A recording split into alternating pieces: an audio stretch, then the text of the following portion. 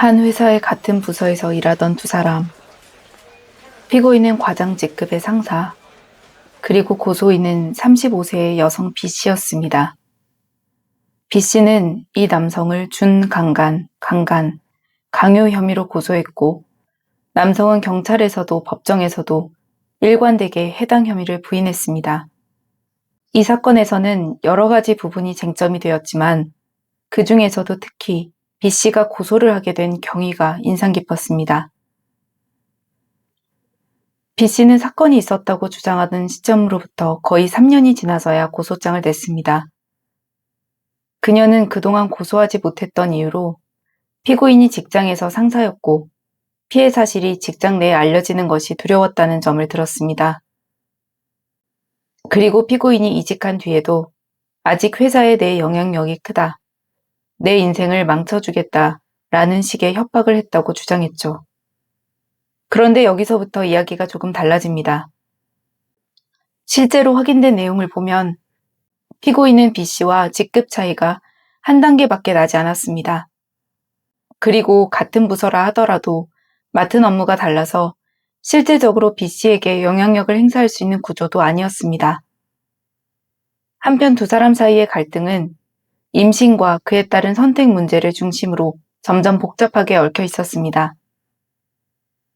B씨는 집에서 홀로 임신 테스트기를 들여다보았습니다. 두 줄. 며칠을 고민한 끝에 결국 피고인에게 이 사실을 알립니다.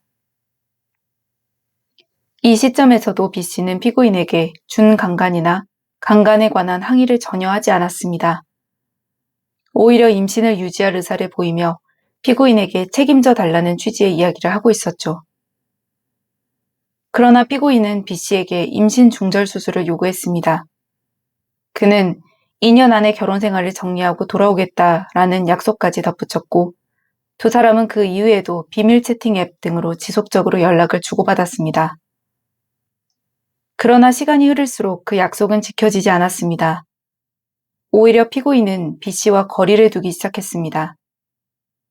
그리고 그 순간부터 B씨의 감정은 방향을 바꾸기 시작합니다. 혼란과 기대, 원망과 집착이 뒤섞인 감정은 결국 폭발하고 맙니다. B씨는 피고인의 어머니에게 격렬한 메시지를 보냅니다. 내용은 단순한 항의나 분노의 표현을 넘어 남은 생을 걸고 저주를 선언하는 수준이었습니다. 그러자 며칠 뒤 피고인은 더 이상 연락하지 말자는 이메일을 보냅니다. 그리고 그 이메일을 받은 B씨는 다시 피고인에게 메시지를 보냅니다. 그 안에는 깊이 쌓여있던 분노가 그대로 드러납니다. 법원은 바로 이 점에 주목했습니다. B씨가 고소를 결심하게 된 배경에 사건 그 자체뿐만 아니라 이러한 복잡한 감정의 충돌, 그리고 배신감에서 비롯된 분노가 깊게 영향을 미쳤다고 본 것입니다. 특히 B씨는 피고인으로부터 강간을 당했다고 하면서도 그 후 2년이 지나서까지 피고인에게 연락과 만남을 요구했습니다. 법원이 판단하기로 이러한 모습은 상당히 이례적인 것이었습니다. B씨는 사건이 일어난 뒤 꽤 시간이 지나서야 고소를 하게 되었는데 더 흥미로운 건 그 고소장 안에 정작 본 사건에서 핵심으로 다투어진 강간 혐의가 포함되어 있지 않았다는 점입니다. B씨는 나중에야 강간 혐의를 추가한 것에 대해 나름의 이유를 설명합니다. 하지만 피고인을 준강간 혐의로 고소하면서 해당 사건 발생일로부터 불과 사흘 뒤에 있었던 또 다른 성관계를 준강간이 더 중한 범죄라고 생각했다거나 혹은 해당 사안을 고소하면 준강간 혐의가 희석될 것 같아서라고 설명한 것은 논리적으로 잘 맞지 않았습니다. 이러한 정황들을 보면 오히려 B씨 스스로도 그때의 성관계는 합의하였다고 생각했기에 처음 고소를 진행할 때는 아예 그 부분을 문제 삼을 생각조차 하지 않았던 것이라고 보는 편이 더 자연스러워 보였습니다. 한편 법정에서 B씨는 단호하게 말했습니다. 2019년 5월쯤까지만 피고인과 성관계가 있었고 그 뒤로는 전혀 없었습니다.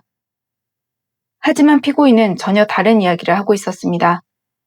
2021년 3월 31일에도 B씨와 성관계를 했고 임신이 걱정되니까 이틀 뒤인 4월 2일에 B씨를 산부인과에 데려다 주었습니다. 그리고 그날 B씨는 사후 피임약을 처방받았습니다. 이 두 이야기는 어느 한쪽이 사실이면 다른 한쪽은 거짓이 될 수밖에 없는 구조였습니다.